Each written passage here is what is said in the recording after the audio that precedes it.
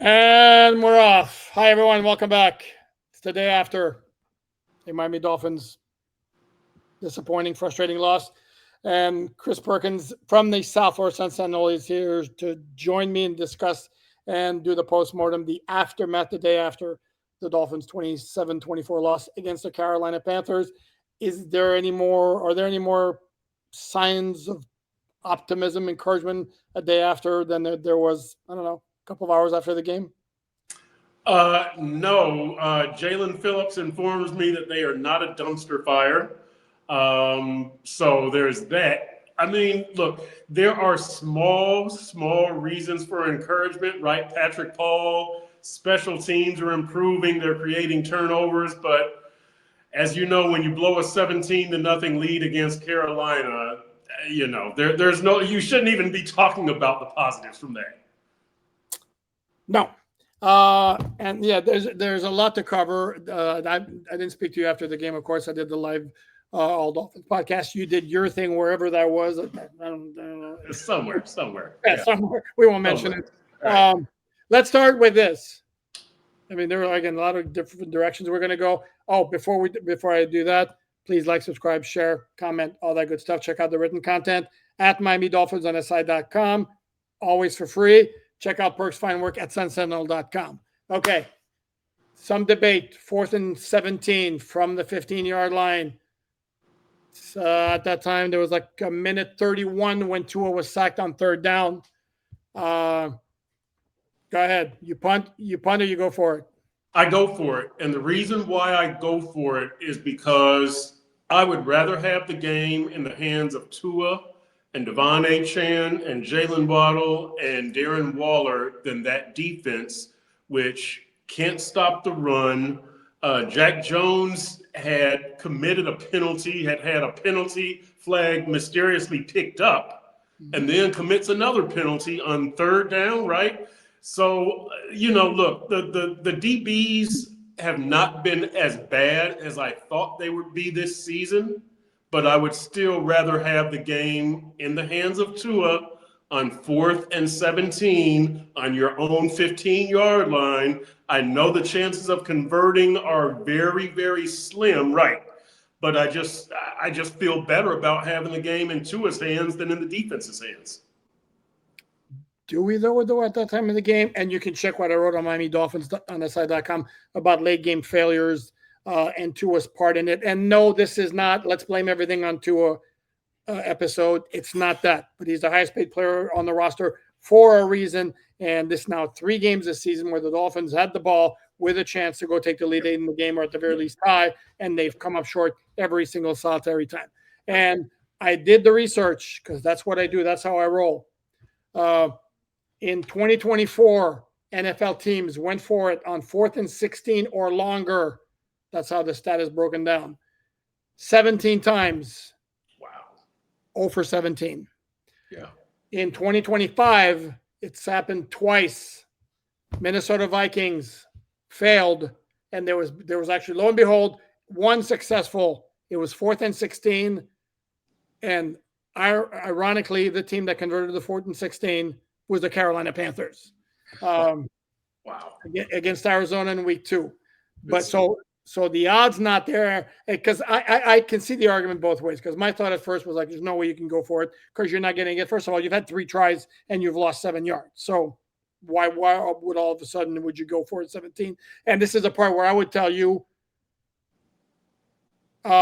not a shot at Tua, but this is reality. Have we known Tua is much more likely to eat a 4th down sack than to put up a 50-50 ball, which could result in a catch or could result in a DPI. That's what his history says. Yep.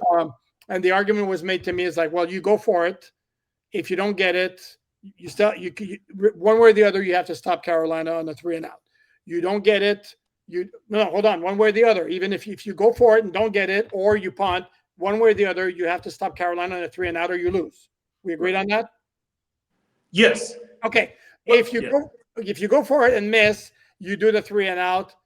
You're going to get the ball back. Carolina more than likely gets a field goal because the ball was at the 15-yard line. Right. So now you're down 6, probably a minute left, no timeouts. Right. Which is no gimme. which is why I can see both. I lean a little bit more towards punting because, again, 4th and 17 is just so ridiculous. And lo and behold, the funny part is the run defense did its job on that last drive that Carolina had for the first time all game.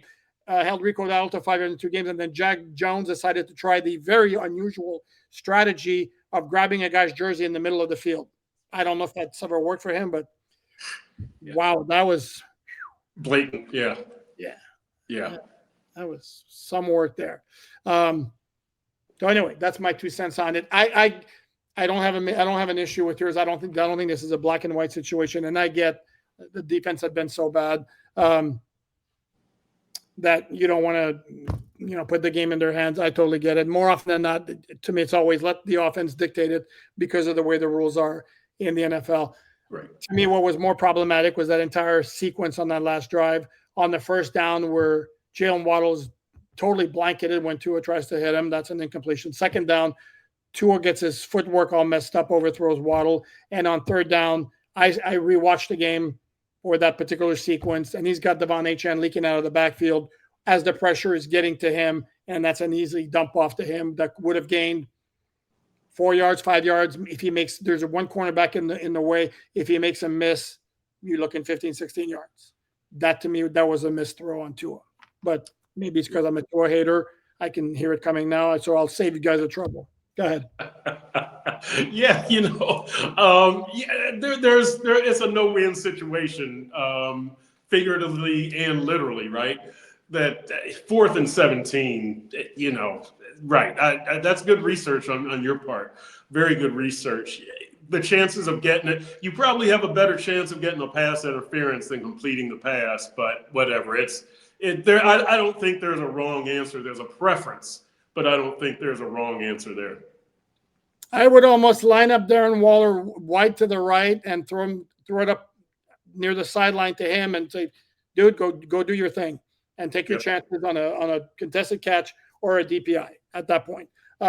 Speaking of Darren Waller, Mike McDaniel's explanation for Darren Waller getting exactly, hold on, let me count him, 0 targets in the second half after 5 catches in the first was that Carolina paid him more attention. Really? That equates to 0 targets? Right? I don't understand that situation. As much attention as teams have paid to Tyreek over the years, you still went to him. And Waller was the best thing that you had going at that point, with all due respect to Jalen Waddle. Waller was the best thing that you had going at that point. And so for him, no completions, I get. No targets, I don't get. Force the ball to him. Like, you've got to be able to come up with something. The answer can't be that simple as, well, they took him away from us. No, they can't. They can't do that. Like, you can't allow that to happen, because if that's the answer, that's what every team is going to do the rest of the season, and Darren Waller is going to have no targets for the rest of the season. Like, you can't do that. So I imagine that that's not going to happen for a half for the rest of the season, no matter who's playing quarterback, whether it's Tua, Zach Wilson, Quinn Ewers, whoever. I just can't imagine they're going to allow that to happen, that there's no Tyreek and you decide, well, they're covering Darren Waller. Like, you've got to figure something out strategically and schematically to get this guy open, to get this guy in a position where he's a viable target. Like, no targets is unacceptable. That's a bad explanation. No, I completely agree with you. And I asked folks not to overreact after one game regarding what the offense would look like without Tyreek. And I know there were fans, I think, on social media when it was 17-0 and it was 2 touchdowns and a field goal. After the first 3 drives, it's like, yeah, who needs Tyreek, right? That Waddle's going to do his thing, and then Tua is not pressured to throw it to him, so watch out. So I'm not going to do it. That, like, after that, it was 5 straight punts. There was the one touchdown to Waddle, and then the failure on the last drive. The one thing I didn't notice for this one particular game, the running game went nowhere. The Dolphins, I had this stat, they ran the ball on 1st and 10 6 times for a grand total of 0 yards. Yeah. That's not good. And I have not yet looked at the all 22 to see what Carolina was doing. I can't help but think that's a Tyreek effect. Um, Yep. but again, I'm not going to overreact because I caution and asked everybody not to do it, so I'm not going to do it either. Yeah, and you know what? To me, the big thing with this offense is going to be how many games can you score 3 or more touchdowns? Because to me, that was kind of the threshold with Tyreek. Can you average 24, 25 points per game? So, 3 touchdowns and a field goal, or 3 touchdowns and 2 field goals. Your defense is bad. But that's pretty much what you need to win in the NFL, right? It's 3 touchdowns. I mean, even if your defense is holding teams to 20 points a game, 17 or 18 points in a given game, you pretty much need 3 touchdowns to win. And so I'm not even going to hold them to the standard of doing that against good teams because they rarely do that. And I don't know how many times you can do that against a good defense, against a Kansas City or against I can't say Baltimore this year, can I? Because that's the worst defense. Anybody can do it. It's pretty easy against Baltimore this year with all their injuries. But that's kind of what I'm going to be looking for without Tyreek on the field. How many times can you score 3 touchdowns in a game? And they got it this game. They should have won this game. They really should have. Without Tyreek, 24 points should have been good enough to win this game, but it wasn't. But 3 touchdowns is really going to be a starting point for me. How many times can you do that without Tyreek out there on the field, on the 53-man roster, really? And it's one of those, you look at the score and the way the game went, and it's like very easy to go, that one's totally on the defense. They gave up 239 yards rushing. They gave up 27 points to Carolina, of all teams. And yet the Dolphins had 5 straight possessions where they put it in the second half, and they had the ball with needing a field goal. They didn't even need a touchdown. They needed a field goal. They had almost the entire 2 minutes, 3 timeouts, and they went splat. And this is where, and another part of it too is, the difference between winning and losing in the NFL is really, really small. Mm-hmm. And if you look, to me, there are 2 absolutely crushing plays from the Dolphins' perspective. And lo and behold, it's Bryce Young who makes them. And Bryce Young, who's kind of average as a quarterback, let's be polite. And yesterday, you look at the final numbers, that's why the eyes should be the number one indicator of what kind of game the quarterback plays. His passer rating was 90.7. He had the 2 bad mistakes early on. Tua had a 122.0, except at crunch time. And I'm not saying necessarily Bryce Young played better than Tua, or Bryce Young is not as good a quarterback as Tua. It's not even close. But Bryce Young, they had 2 fourth-down conversions that if they don't convert, I mean, one of them is 17-0 Dolphins, and that's at midfield. And it's 4th and 4. And Jalen Phillips immediately is on Bryce Young. He escapes to the side. They have 3 or 4 more guys around him. And finally, Ted McMillan breaks open at the last second, makes a nice sliding catch. Boom, they convert. They score a touchdown. All of a sudden, you got a ball game. And then, I think people forget this also, before Carolina's last touchdown, then they had another 4th down with 3 minutes left where the Dolphins get the ball and a 4-point lead if they don't convert. And Bryce Young, who, again, not a great pocket passer, stood there in the pocket and threw like a perfect pass to Jimmy Horn Jr., after he broke a little bit free from Rasul Douglas. And it's like Bryce Young is asked to make that throw 10 times. He makes it, twice maybe? Right. And this is, I don't want to say it's bad luck, but it's just one of those years where the juju is bad with the Dolphins. It's been bad the whole summer, and I've said this. I thought their talent was overrated, but there also was bad juju over that team the whole summer and now into the season.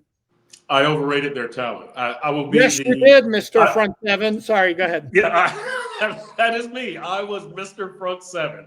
Absolutely, positively wrong about them. I was Mr. Front Seven. They could be game changers. They could be game winners.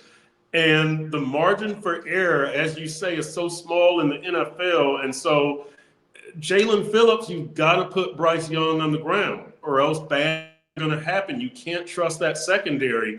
I'll give you another one. Alec Ingold, you've got to make that catch in the first quarter. You've got to make that catch. Like you could still be running right now, even as a fullback. Like, that was a big game. That was, I don't know for a fact that he would have broken it. I don't know that Alec Ingold is going to run 40, 50, 60 yards for a touchdown, but it was a big play. It could have,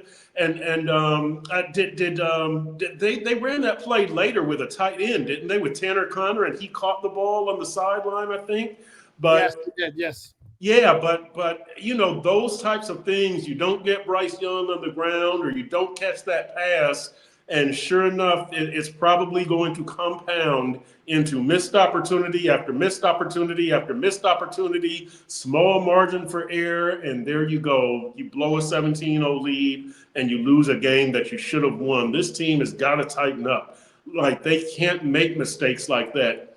This is beyond Kenneth Grant and Jonas Avayanaya, who they're rookies. We'll get to that. That doesn't excuse either of their play. But veterans like Ingold and Jalen Phillips, man, y'all have got to make plays because there's a small margin for error at every position. Yeah, I will say this though, on the Ingold drop, unless I'm mistaken, that was the first drive of the game, and they went down and got a field goal anyway. And Jalen Phillips did get a sack, and on that particular play, not like he had a great angle, and that's one of those where it's like hat tip Bryce Young. It was more he made the play than the Dolphins flubbed it, except the Dolphins at crunch time are not making those plays, and they have a lot of issues, and that's one of them. And I don't want to make this a Tua bashing session because again, he's playing well, but I know there's certain members of the media who are going to flash to his 101 passer rating on the season, and it's like, I'm sorry, because I looked it up again. Trailing under 4 minutes this season, his passer rating is like 22.8. Yeah, not quite the same thing. And that's sorry, but that's money time. That's why you get paid the big bucks. So Tua has played well in large stretches of the 2025 season. He also has come up short way too consistently. But again, no, it's not all on Tua. Okay, he's the one who's getting paid the most, but no, it's not all on Tua. But go ahead. Yeah, no, it's not all on any one person, whether it's Mike McDaniel or Anthony Weaver or Zach Sealer or Tua. But look, Weave has got to do better. McDaniel's got to do better. Sealer can't run into the punter. Tua can't throw a late game interception. It's all of these things. It's one thing to do this stuff when you have Tyreek and Christian Wilkins and Rob Hunt and Jalen Ramsey and all of these other guys where your margin for error is greater. They can cover for you later in the game. They can make a big play. They can do whatever. You don't have that now. And so every mistake becomes so much more magnified that you need your top players, Tua, Zach Sealer. You're getting the big bucks. You can't make the mistakes that you were allowed to make last year or 2 years ago or 3 years ago. It just can't happen because there's nobody to cover for you. Okay, now you kind of mentioned Jonah at one point. This is where we're gonna address it. Yes, the offensive line sucks. Yesterday it absolutely sucked. And Jonas Avayanaya, to quote a friend of ours who used to cover the Dolphins absolutely do have a Jonah problem. Yep. I don't know what you can do about it. Mike McDaniel was asked about Jonah on Monday. And I kind of sort of think that Marcelo was kind of trying to get at, was benching him an idea. And shocker, Mike McDaniel, because that's how the Dolphins roll. They're steadfast in their belief of their players that they will improve. They're getting better all the time and all that. So no lineup changes would seem are coming as far as Jonah is concerned. But it's bad. Here's the thing: the Dolphins are missing 2 starters on the offensive line, James Daniels and Austin Jackson. And why there is nobody around the NFL who are going to be like, oh, it's too bad for them. Because look at Dallas, which was missing 4 starting offensive linemen, put up 37 against the Jets. Yep. Tampa Bay, which has been playing without 3 starting offensive linemen. They had their center playing left tackle and still winning games. And then the Chargers, who are coming to Hard Rock Stadium on Sunday, have lost their 2. They had basically maybe the best tackle tandem in the NFL. One of them's on IR for the whole season. One of them's on IR for now. Mekhi Becton, who was their one decent interior lineman, missed a game last week because of concussion. Now he's got a hand injury. Supposedly he's going to try to play. Oh, and by the way, they're going to be down to their third running back when they face the Dolphins because Omarion Hampton is going on IR. Najee Harris is out for the year. So injuries, by the way, and somebody made the point, it's I don't know if it's worse this year than ever, but man, are there a lot of players dropping all over the place. But every team has injuries. So the Dolphins have had to go without Daniels and Jackson for the whole season so far. It sucks, except nobody wants to hear it. That's life in the NFL. It really is. And I'll say this about Jonah and Kenneth Grant is that I wouldn't bench either of them right now. They've got to work their way through it. What you don't want, if you're the Dolphins, you don't want to be looking at the 2026 draft going, can Kenneth Grant play? Can Jonah play? I want an answer. Yes or no? Do we need to go back in, or do we see enough? You've got to give those guys reps. You're not going to the playoffs this year. You're not going to the Super Bowl. You've got to find out about these young guys, the first and second round draft picks.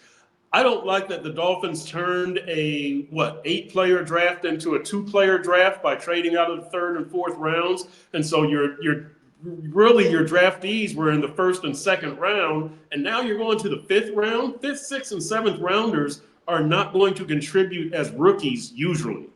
I don't give me Jason Marshall Jr. and Jordan Phillips and Zeke Biggers. They're fifth, sixth, seventh round picks for a reason. This is a 2-player draft. This is what you did, Chris Greer and Mike McDaniel. This is what you did to your team. You've got to find out about these guys for better or for worse. At this point, they're not an embarrassment. They're not that, you can't have them on the field because they're just absolutely killing you. They're hurting more than they're helping. They are. There's no doubt about that, but they've got to stay out there. They've got to work their way through it at this point. I'm not benching either of them. You've got to find out if these kids can play. And the other part of the equation is if you had like a great veteran option that you could plug in their place would be something. Right. But you bench right now, you bench Jonah, you're putting in who? Daniel Brunskill?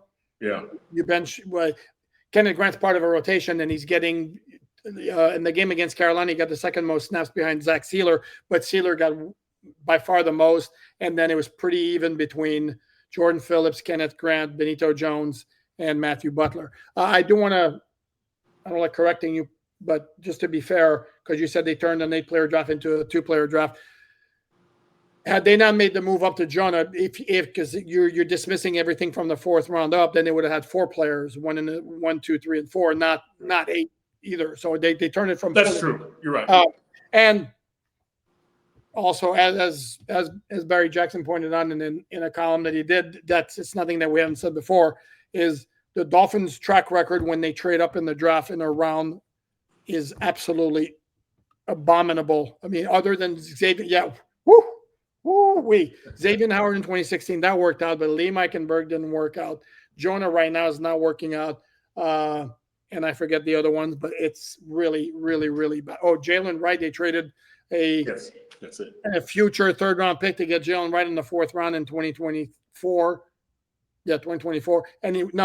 2024. Yeah. And he was inactive on Sunday after being active and not playing this after his training camp knee injury. And it's not, with all due respect, because Ollie Gordon, too, was killing it yesterday. Basically, Mike McDaniel said they needed bodies at other spots. Not necessarily a great sign for your second-year running back who did not look good in training camp before his knee injury. Yeah, I might have activated Jeff Wilson Jr. and taken my chances on giving him some special team snaps just to have another running back, just to have another option back there. I mean, what do you have to lose, really?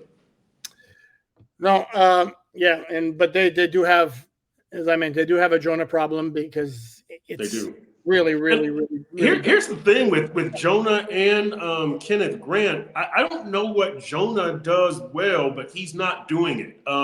Kenneth Grant was supposed to be a run stuffer.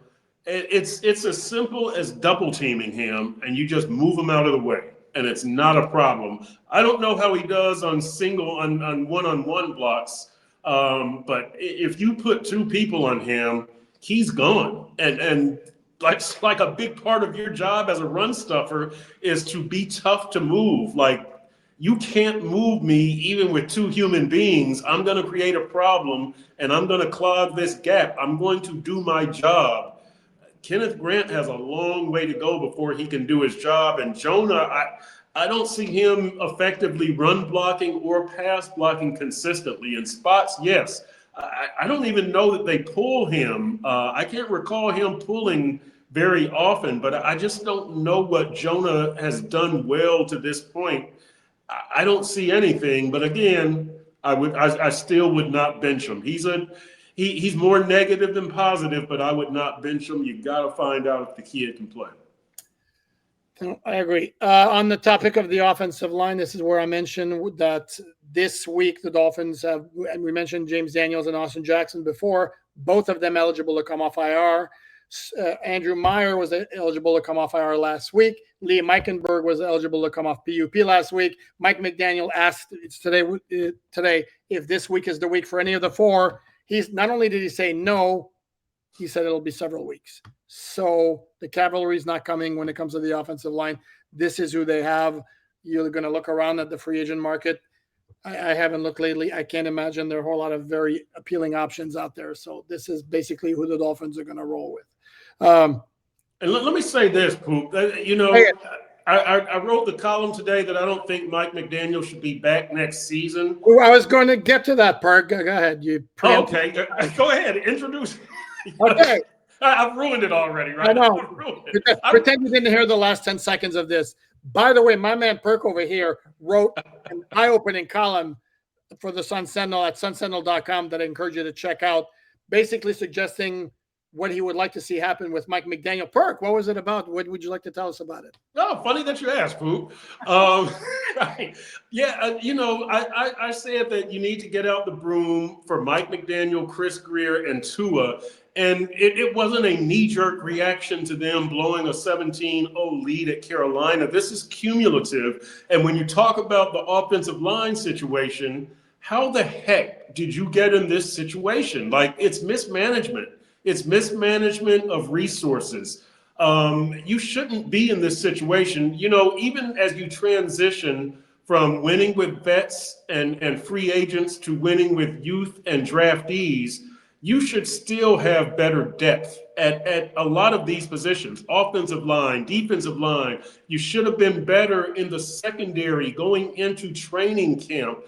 Like, all of these things that we're seeing here, it's mismanagement. It's not just that you didn't coach the team well against Indy or New England or Carolina. It's that you put your team in a bad situation, personnel-wise, that you don't have the frontline players, you don't have the depth, and how did you mess it up this badly? Like, this team, I mean, look, I understand that you're going to have some guys that miss. You're going to have a Cam Smith every now and then and a Noah every now and then, but you can't miss on Kenneth Grant and Jonah and you can't have Chop doing what he's doing. Patrick Paul is good. You made this emphasis, this on the trenches or the line of scrimmage the last 2 years. Early on, it's looking like a disaster. It really is. Now, Patrick Paul has been really good. Chop finished last season well, but look at the four of them now. It's just Patrick Paul. I still don't know if Mike McDaniel can develop a quarterback. I still don't know if Mike McDaniel has a good backup quarterback. I don't know if he wants to run the ball. I've seen him run the ball from time to time, but I don't see him stick with it. I don't see him make a commitment to it over a 4-game, 5-game stretch. There's just too much with this team that we've seen over the years. And you know what I've said about the offense? It was one-dimensional. I thought that they really what was the term you used, Perk? That's right. Right, Right. I thought that they were really on a good track in 2023 when they got Vic Fangio and Jalen Ramsey, and I thought, okay, now you're building a complete team and you're on your way. It didn't work out, and that's fine. But then came the off season where you're handing out contract extensions like it's Halloween candy. And so these are the things. It's not just what we saw on Sunday, blowing that 17-0 lead. It's the whole Mike McDaniel, Chris Greer era. You should have gotten Tua more help. And I know Tua's not without fault here, but, I'm usually a guy who blames the players. I say it's a players' league. yeah. What happens between the lines is on the players. This is a rare case where I'm going to blame the GM and the head coach ahead of the players, ahead of Tua, ahead of everybody, because you didn't give your guys the best chance to win. You could have and should have been better. You could have and should have been at the Buffalo-Baltimore level. And I understand Buffalo and Baltimore have not been to a Super Bowl in the Josh Allen, Lamar Jackson era. They can't even get past Kansas City. But the Dolphins can't even get past Buffalo and Baltimore. That's the disappointment to me. And they're always knocking at the door. Here's my thing of why, if you've been following me on social media or the podcast, why I didn't like the idea of like tying themselves up to Tua for so long is because I see Josh Allen in Buffalo. It's like, and the argument was always, well, and if not Tua, who are you going to get? Ultimately, you need to get somebody who can help you compete with Josh Allen, and the glimpse of what we got, that we saw that. How about Drake May Sunday night? So now the Dolphins not only going to have to contend with Josh Allen for the next few years, kind of Drake May kind of looks like that kind of guy too, doesn't he? That's what the Dolphins need to be striding for, not a quarterback who's a good quarterback, but needs more help around him because he's the facilitator more so than a difference maker by himself. And that, to me, when they showed him the money, the market's the market. Wonderful, except you're tying yourself to a quarterback with limitations. And it's not just what he does on the field, it's what you can call and the kind of game plan you can produce. One quick thing before I ask you a follow-up about McDaniel, and then we're going to wrap it up. Did want to mention Kendall Fuller, by the way, had a workout with the Indianapolis Colts, who apparently want to grab every former Dolphin cornerback they can. But good for him if he wants about getting back into the NFL. Of course, released by the Dolphins at the end of last year, some injury issues, but it would be nice to see him back in the NFL. Since folks brought it up on social media, the Chop Robinson penalty, sorry, that's textbook hip drop tackle. You're going to get flagged on that every single time. Like the rule or not, that's a different topic. But as far as the interpretation of the rule, that was a pure penalty. No ifs, ands, or buts. My follow-up to you. If you're Mike McDaniel and your position is that the Dolphins need to clean house, how do you get Mike McDaniel to balance or to finish out the year, if he knows he's not coming back, finish out the year using his personnel to the betterment of the team in the long run, which will not include him? Oh, that's easy. It's like you tell players, you're putting out film for the other 31 teams. So Mike McDaniel, do you want to coach again, or do you want to just be a coordinator and call it a day? If you want to coach again, you show these teams, all right, we were 1-4, just kind of like the 2016 Dolphins, right? Okay, but hold on. Yes. That wasn't the point of my question. The point of my question is, if there comes a time when Mike McDaniel decides, you know what, Daniel Brunskill is going to help me win more games than Jonah right now because Jonah's not doing it. Mm-hmm. But for the long run, you and I both agree it's better that Jonah plays and tries to get better. Okay, then how do you reconcile that and get McDaniel to be on board with doing something that's not going to help him put better tape because he might lose more games, but is better for the organization down the line? Well, I would modify what I was saying then, that you need to show the rest of the league that you can be a team player and not a selfish SOB, right? I mean, it's kind of like how I would say it for Jalen Phillips is, Jalen, I know you're on your 5th year contract, you're on your 5th year option, Are you going to go for sacks and say screw team football, or are you going to say I'm going to be a team player and show the other 31 teams that even in the face of adversity, even at personal risk to myself, I'm going to do the right thing? And I would say that for Mike McDaniel also, that you're going to serve your organization the right way. And maybe you can show that, yes, I can develop Jonah. And I know that it's not going to benefit you in the short run. But if you want to continue to your head coaching career, I think that probably benefits you more as opposed to being a selfish SOB, which I don't think Mike McDaniel is, and I don't think Jalen Phillips is. But there's human nature here. There's human nature. I've got to take care of myself. I'm in a screwed up situation. They're not keeping me around anyway. I've got to look out for number one.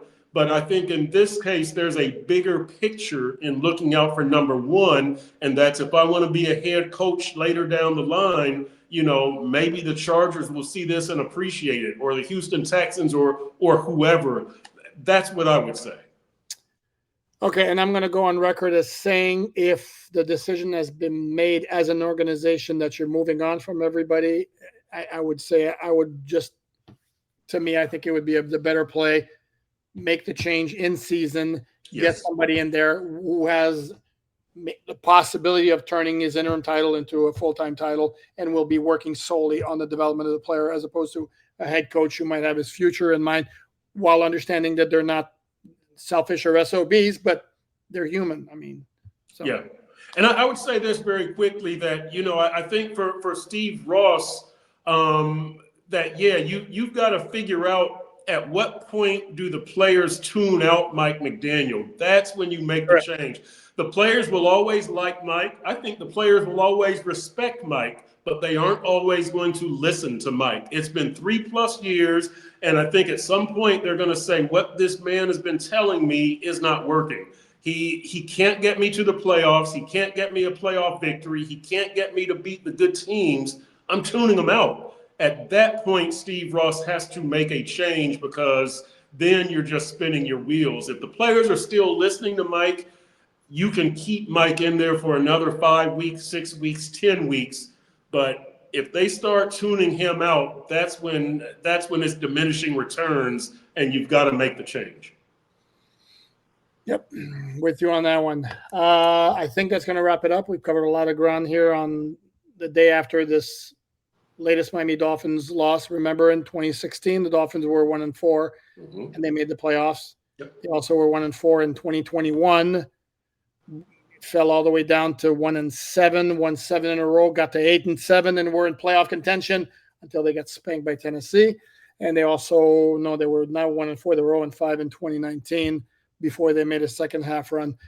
Bottom line is, we don't know what's going to happen. It's kind of foolish. Nobody's predicting a playoff run at this point, because there's no reason to think it's going to happen. All I'm saying is it has happened before. Do with that what you wish. I'm not selling hopium or anything like that. I'm just stating facts. So on that note, he is Chris Perkins. Perk, we're doing a Dolphins deep dive with Perk on Tuesday at noon. We are, and Dave Hyde is going to be my guest. So no Ferona's bonus, but we will have a Hyde whatever. I don't know. I know that's weak, isn't it? Hyde the lights. That's really weak. We gotta come up. That's our assignment for next time we're out here together. Right. Check out Perk's fine work at sunsentinel.com. Check out Miami Dolphins on SI.com. Por favor. A lot of content there, all for free. Please check it out. Like, subscribe, comment. We will be back here tomorrow, bringing back Ken LaVicka. And LaVicka is going to be all over the place. It's going to be. What is it? Livid. It's going to be livid LaVicka Loca tomorrow. I can guarantee you that. Very Oh, man. He's going to let her rip. So check it out. And in the meantime, enjoy the rest of your Monday.